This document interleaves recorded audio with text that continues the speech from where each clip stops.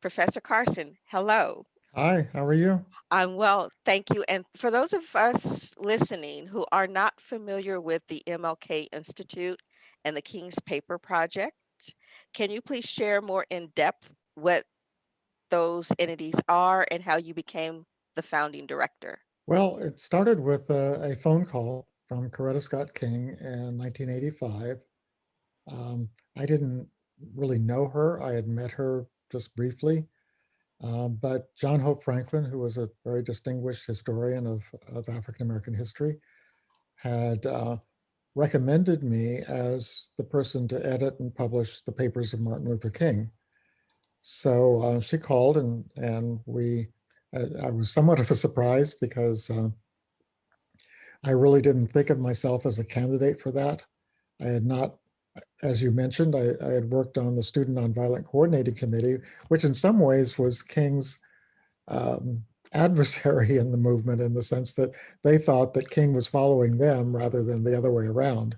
They thought that they were the vanguard and they were the younger people like Stokely Carmichael and John Lewis and Diane Nash and some of these other people who thought that King was way too cautious. And so I had written my book from kind of their perspective of, of people who were saying, yeah, look, the movement would have existed even if Martin Luther King had never lived. And that's true, you know, but it's also kind of understates his importance as the visionary, certainly the most visible leader of that movement. So we had a long discussion, and I was initially skeptical about whether I should be the person to do it.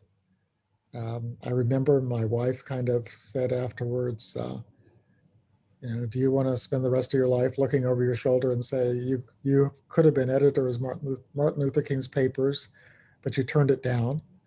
And as always, she made a lot of sense. And so I wrote back to her and just said, look, let's discuss this and see if we can find. Another thing was that she wanted somebody who was willing to move to Atlanta. Mm, And we had kids in the Palo Alto schools, and it just seemed like a very impractical thing. Um, so what we discussed was the idea of me doing it at Stanford, but also having an office at the King Center. And ultimately, that's what we decided to do. And there were, um, I think increasingly it became more of a Stanford project because the King Center really didn't have the resources. They didn't have library like Stanford's library, and they didn't have very talented students who could work on the project. mm. So gradually it became more of a Stanford venture than the King Center venture. And that progression, um, it seems natural, makes a lot of sense. And for you, um, how do you see the center, the institute today, and the programs, for example, the liberation curriculum? Could you tell us a little more about that? Well, I think one thing that has happened is that my vision for what we could do has expanded over the years. Like I don't think I considered the idea of establishing an institute at Stanford. It was the King Papers Project. And, a project kind of indicates something that has a start and an end. And, but I didn't realize that I knew when the start was, but the end of the King Papers Project will probably be sometime in the 2040s. You know, Mm-hmm. it he left behind a huge number of materials, and they hadn't been collected. You can't assume that simply because we have the materials that were in his office, uh, that, for example, if he writes a letter to someone, that's in their papers and that's in their collection. Mm-hmm. So you have to search all over the world to find, everybody who corresponded with King, everyone who had interactions with him, other organizations. So that's what takes years and years, decades and decades. Um, Probably if I had known it then, I might have said no at the beginning because I didn't realize that I would be spending the rest of my scholarly life doing Martin Luther King.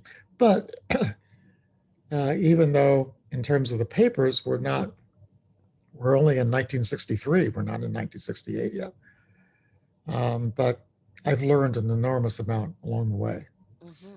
I mean, right now we would know probably 80 to 90% of the papers that'll be in the last volume, but we can't publish that until we find every paper that should be in the last volume.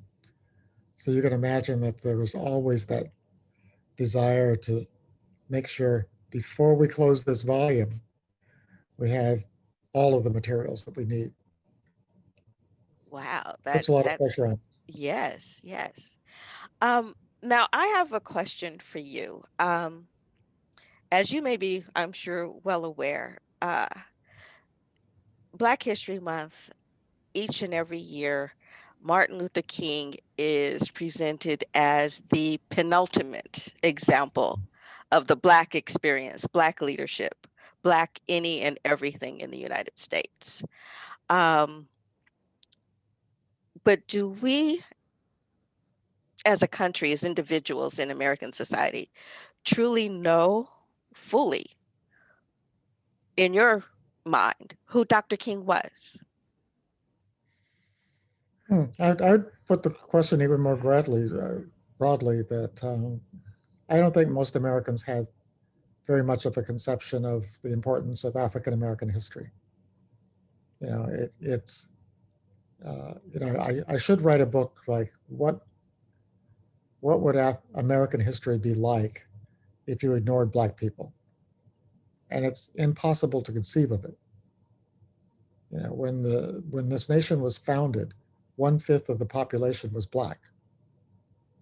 We don't think of that because they were not political citizens of the country Mm, for the most part, but they were the economic basis of the country. And every major event in American history since then has reflected that fact. We wouldn't have had a civil war except for the question of slavery. We wouldn't, you cannot conceive of politics to this day, to the last election. How do we look upon the last election? If you went back through the last 15 or so American elections and said, what would be the result if there were no Black voters? mm, And then ask the question, what would the result have been if all Black eligible voters had been able to vote freely? And then you begin to understand that to this day, American politics, there of the last 14 elections, if Black people had not voted, the more conservative candidate would have won every election. So both political parties would have moved in a more conservative direction. The only thing that has allowed a Democrat to achieve the presidency since Lyndon Johnson in 1964 is the Black vote. Otherwise, we would just have, what we consider now two parties, both of them kind of mirroring what we look upon the Republican Party, except they would become more and more conservative because they wouldn't have to take into account the Black vote. mm-hmm. So I think that we need to really think that through in terms of how, and that's just one area, one American politics, much less the American economy, Correct.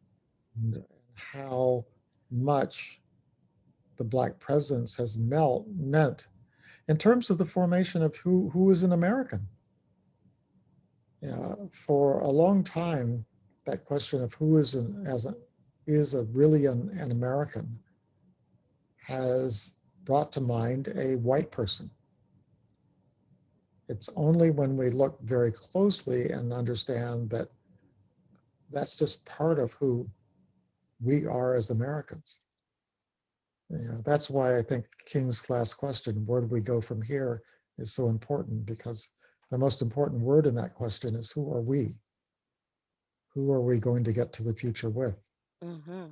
And if an American thinks, oh, I'm going to build an American future, but I'm not going to think in my mind that Black people are part of the we, then that's the problem that we faced. And that's something we have to get over. We have to define who we are. True. In April of 1963, Dr. King wrote the letter from a Birmingham jail. In this letter, he addressed his fellow clergymen, who were critical of both his actions and his activism.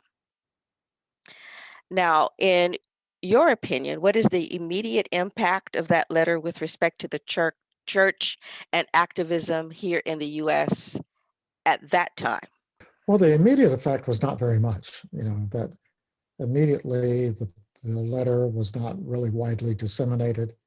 I think only later that we began to see that what King was writing was not so much to uh, the clergymen in Birmingham who were saying, you need to go slow, you need to uh, you know, tap down your aspirations, wait, be patient. And the letter he wrote in response basically said, we can't wait. We have waited. And that's not our job, is to wait. Our job is to say freedom now. And and he made a very strong case for that. And there's that long paragraph where he says why we can't wait.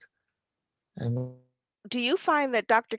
King's critiques towards those churches that support what is perceived to be an unjust status quo have somehow been lost or forgotten, particularly in today's politics? not at all. I think what King was criticizing, the letter was not directed against people who were opposing him directly. They were what we would now call the white moderate. We're saying, we kind of agree with what you're saying. It's just, you have to be patient. Change takes time. And King was saying time is neutral. It's not it's not necessarily going to bring about better change. It might bring about lesser chance for change. Change some changes need to be done immediately or else they lose their impact. Mm-hmm. So I think he was making a very general argument that the people who are oppressed are going to say now. I was at the March on Washington. The slogan was freedom now. It wasn't freedom someday, freedom when you get around to it. It was freedom now. And that's always the insistence of those who feel oppressed. What I often see today is that individuals in the church, and when I say the church, I'm speaking of the more conservative evangelical Christian movement. And they seem to be pushing for maintenance of a status quo, which would to me fly in the face of what Dr. King was arguing for and fighting for. Do you agree? Yes, I think there's always been a division within um, American Protestantism and American Christianity. And there's always been a side of it that is, King identified with the social gospel Christianity. He believed that one of the central messages of Christianity was social justice, that doing justice to those who are less fortunate. And that, and obviously he could quote you many parts of scripture that are about that. Uh, yeah, Martin Luther King was emphasizing what I would call the prophetic message of Christianity. That's why he was always quoting Isaiah Amos, the prophets, because they were critics of the church.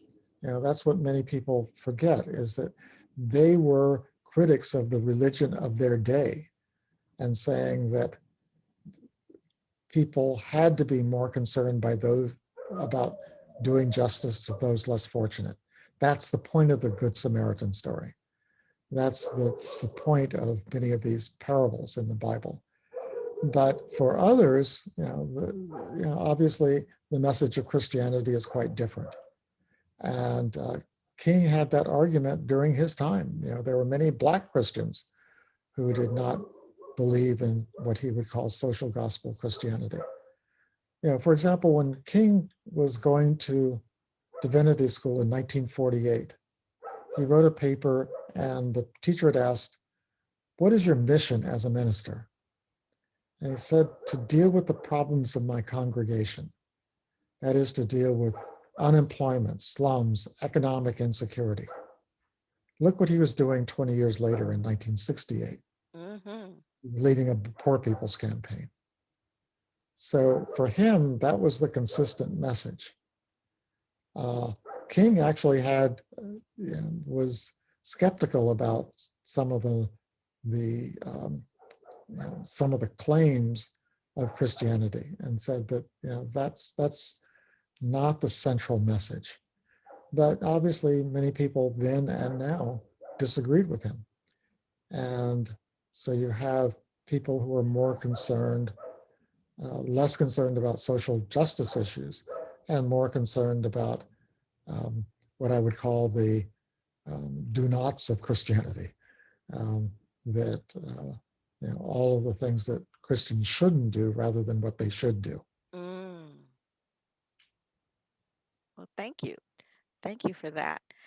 Now, as you know, since we are all, or at least I think the majority of us here, Stanford alumni, I'm and others are very much interested in. Would you please explain and update us regarding the move to fully departmentalize Stanford's African and Afro American Studies program? Well, to me, that's been way overdue. Many other universities have long since, Harvard, Princeton, many other places have already established African American studies departments. Stanford has been very traditional in that respect, that the humanities are traditional notions of history, literature, and all that. But one of the things that's happened in most disciplines is that they become interdisciplinary, so that you can't study one literature without understanding history and other aspects um, of life. And I think that that's the frustration that many Black professors feel, is that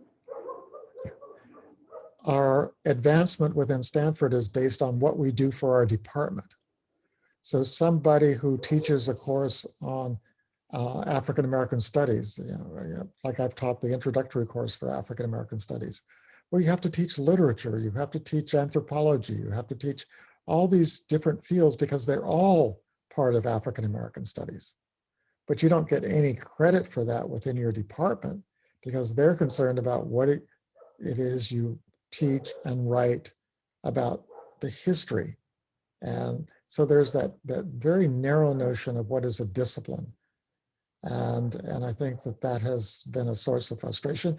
And to understand African American experience, you have to be in an environment where you can interact with people who are familiar with African American music, African American religion, all these different areas. And that goes against this notion that all of us should be narrowly focused on what is in our discipline. All right. Well, thank And you. I think that's why, there's always been this desire, going back to the day I came to Stanford, to establish a department so that people would be able to get together with others. And this was not racial. It was, because there many of the people who wanted this were white scholars who were also frustrated by the disciplinary lines at Stanford. Very good. So, is there anything currently that we as alumni can do? I've always argued that Black alumni have an enormous power at Stanford, but unfortunately, it gets dissipated because there's a, there's Stanford wants you to donate to Stanford. Hmm. And what that means is that your donation goes to the place that priorities come from the top down, not from the bottom up. So your $100 or $1,000 donation to Stanford, how that gets spent is determined by someone other than you. Now, that's not true of very wealthy alums. They always make sure that their money is earmarked for the program and the focus that they want to see. But I think that there's sometimes a lack of understanding that if you don't give the priority to how your money is spent, someone else will. And I just, whenever I'm asked, I just say, look, if you make a donation, just say, I want it to go to the King Institute. I want it to go to African American Studies. I want to go to, and just think of what is your priority for what you would like Stanford to do, and say, and this is true whether your donation is $100 or $1 million. Of course, people who donate $1 million always indicate what their priority is. Right. Uh, I can't ever think of a donation that just comes in, a large donation that comes in and says, yeah, Stanford, spend it as whatever way you like. Um, but a lot of smaller donations come in that way. Well, thank you. Now, lastly, my final question, of course, concerns, as you touched upon earlier, uh, this last election cycle. Uh, Reverend Raphael Warnock, who is a graduate of Morehouse College and pastor at Ebenezer Baptist Church, has been sworn in as the first Black senator from the state of Georgia. Would you please share your thoughts on this? Raphael Warnock since he became, I think my internet connection is unstable now. Uh-oh. Can you hear me now? Yes. Yeah, I've known Raphael Warnock since he became minister at Ebenezer, and I knew his predecessor.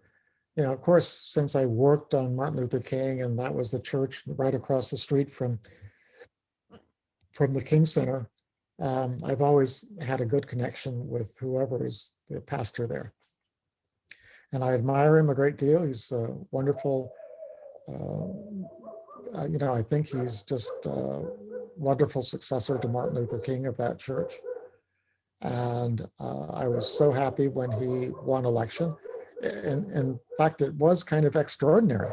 Mm, Here's a person who had never held elected office, never run for elected office, and his first job is being a U.S. senator. And now I could say the same about his opponent, but she had the advantage of having $1 billion behind her. And exactly.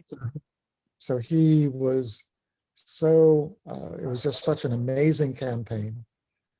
And I think it showed the importance of, if Black people vote, and this has been true for ever since Black people gained the right to vote, if Black people voted in the same proportions as white people, American politics would be quite different. And that's what the election showed in Georgia, Amen. is that if you create a situation in which a Black person's vote has the same impact, and the access to the voting booth is the same, American politics is very, very different. And and I think what it, to me, emphasized is how that lack of equal participation in the political system has distorted the vote. And they're mostly Black and Latino. And that's purposeful. And now whether we can create a truly democratic system, that's been the question from day one in America. When we didn't even have the vote, when we weren't even counted as citizens, except except we were counted as added people.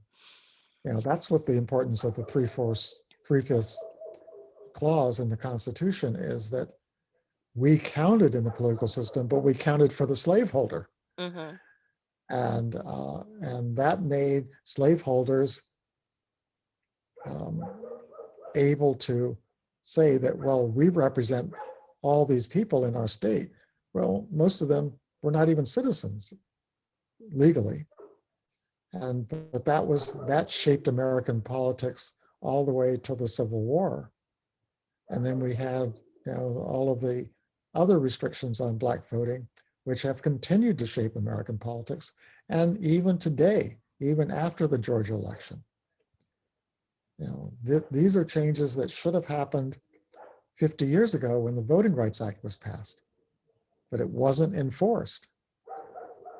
And gerrymandering and other kinds of things that the way in which, if you look at American politics and the way in which the ideal of democracy is distorted, helps explain a lot about American politics.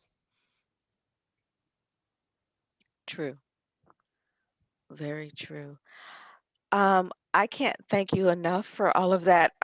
Professor Carson, are there any last thoughts that you would like to share with us before we open up the Q&A session? Well, I do hope that people find out more about the work of the King Institute, and my current project is called the World House Project, and I'm doing it in conjunction with the King Institute and FSI, the Freeman Spogli Institute for International Studies at Stanford, where I'm now a senior scholar. And what our ideal is to bring about global free education. We strongly believe that education should be a human right. And I also strongly believe that Silicon Valley should play a major role in that. We have the ability, when you look at Khan Academy for math education, Mm-hmm. any kid can get one of the best instructors in math in the world to teach directly to that child for free. That should be true in any basic education, should be free to every human being. And the basic education you need today is, how do we build a world that is a community, as opposed to what King called, his last book, the title is Chaos or Community. I think we've seen a lot of chaos in the world. Mm-hmm. What we need to do is build community, but that requires people understanding the nature of our connections to the world and how to build a peaceful community going into the future. Very good. Well, thank you. Thank you so much. So we are now going to open up the Q&A session. So, Professor Carson, this is the first question. How would Dr. King likely view the current White House administration and its stated goals from America? Wow, that's interesting, because I think in some ways it was comparable to his attitude toward Lyndon Johnson. Is that Lyndon Johnson came in with an agenda, Mm-hmm. and King saw his job as to push him toward what he thought was his natural inclination. I mean, Lyndon Johnson thought of himself as a reformer. And King was saying, yeah, I have some reforms in mind for you. And they might be a little bit more, push you a little bit further than you want. Johnson did not want to introduce the Voting Rights Act Mm. in 1965. He said, oh, we already did the Civil Rights Act in 1964. We can't come back to that, because it's going to, I can hear this Biden saying exactly this, that it's going to prevent us from being bipartisan. Yeah, Mm, we already came down to really drag out fight over the Civil Rights Act, and you want to come the following year and divide Congress again over the Voting Rights Act, which is going to threaten every Southern Democrat. And and uh, and he said, "I don't have the power to do that." And King looked at him and said, "I'll give you the power." And that's why we had the Selma to Montgomery March. And that's what gave Lyndon Johnson the power to do what he didn't want to do. He did not want to go back to the civil rights issue. So we would not even have a Voting Rights Act if not for that determination to say, look, this is not something that can be put off because we don't know who might succeed you as president. It mm, might be this guy, Richard Nixon, over here. So if you don't do it now, it might not ever get done. And Lyndon Johnson knew what was at stake because he said, if I push this, the Democratic Party might lose the South for the next generation. He underestimated it, mm, because the Southern strategy came in and the Democratic Party lost most of the following elections until the 20th century, mm-hmm. till Obama really. And but we got the Voting Rights Act. And that's one of the things about getting something like that through. It's kind of the Voting Rights Act was kind of like um, the Affordable Care Act, is that it's very, very controversial, but it's still here. Right. It's still around.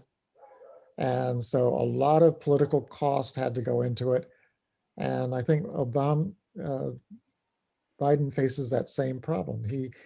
His instinct is you don't want to fight the Republicans over every issue. Mm, And maybe we need to be bipartisan. But then you have to think, but if we don't go that route and we get something passed, we might be thankful for it 20 years later, 50 years later, 60 years later, because it's much harder to undo legislation than it is to, no, it's much harder to do legislation than to undo mm-hmm. legislation. And I think both of them are actually true, is that uh, you're always going to get people who say, let's repeal the Voting Rights Act. And in fact, the Supreme Court kind of did that.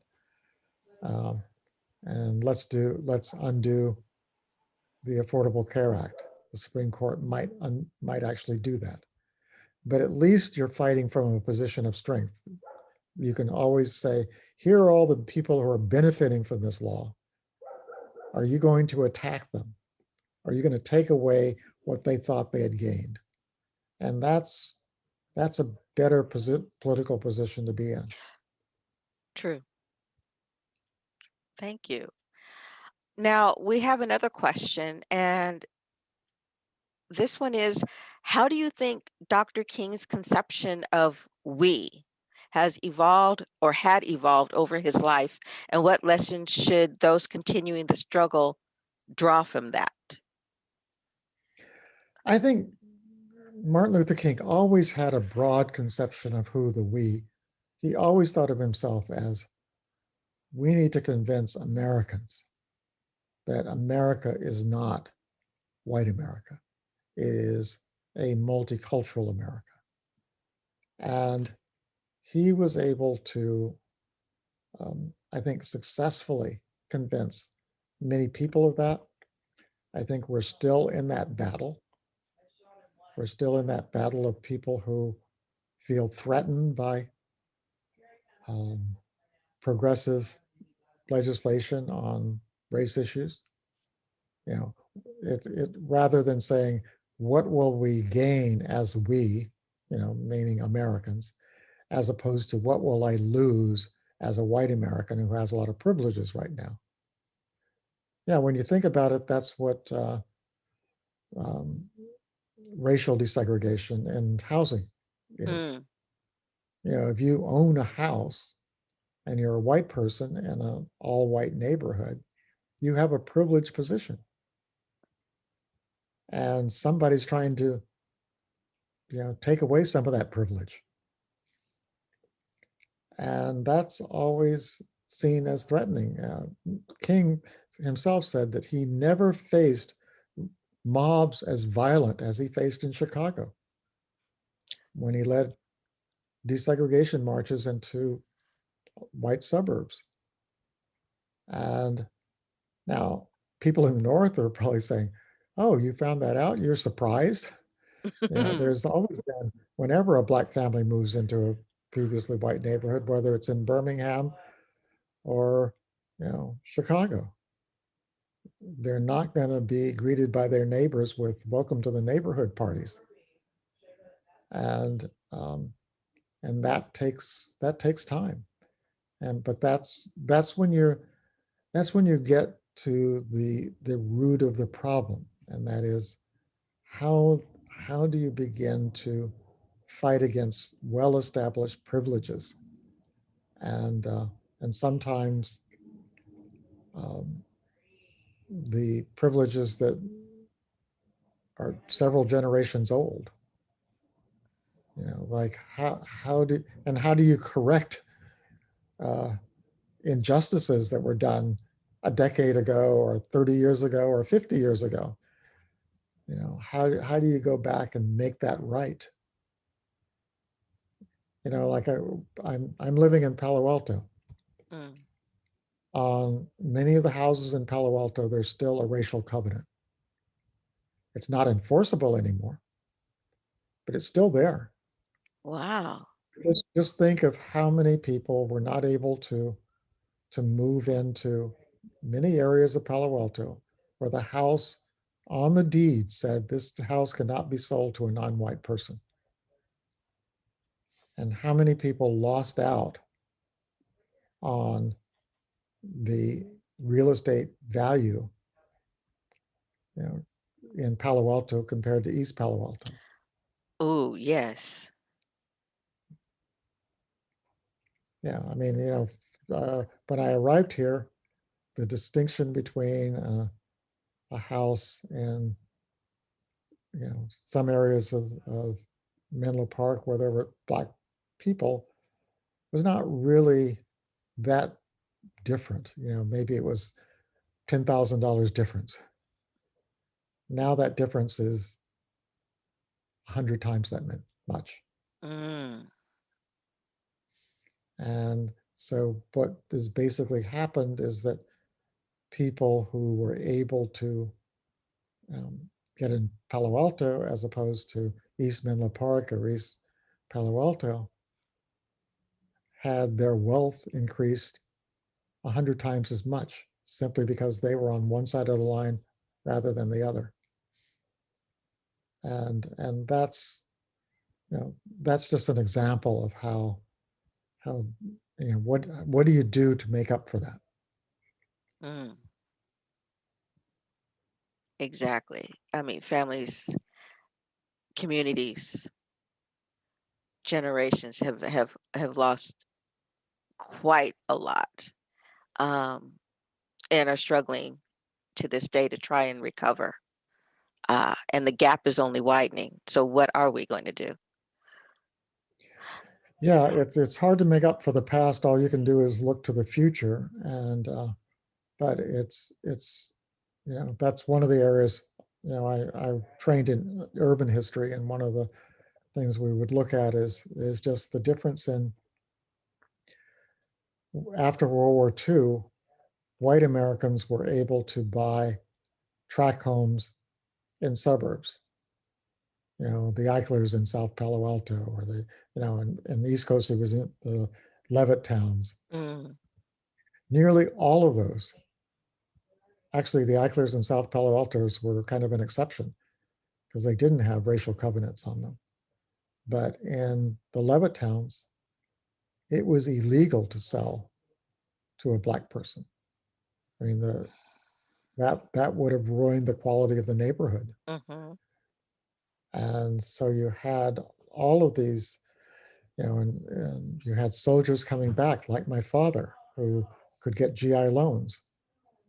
So you could buy your $3,000 or $4,000 house for 10%. Mm. And when we think of that today, just think of how the government would basically loan you the money to buy that house, but you could only do it if you were white. If you were black, you had to go into rental housing because there weren't black. Yeah, there were a couple, but there were not very many black Levitowns. There were not very many black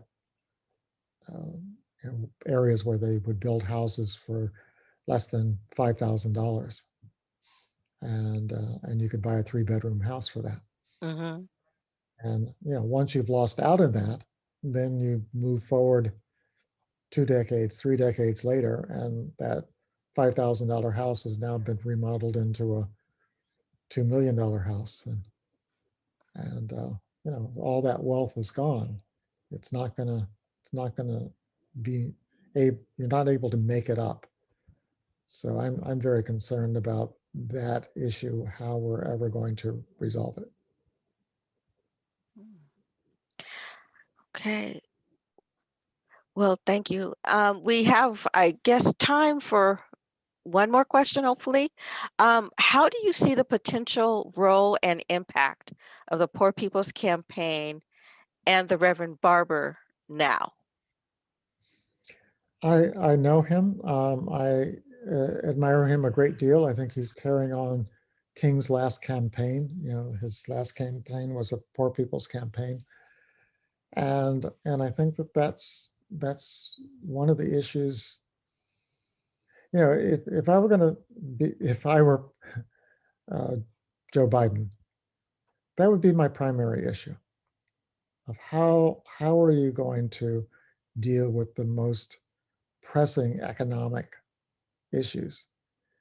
Because if anything, the pandemic has exposed Mm, that the people suffering the most are those at the bottom economically.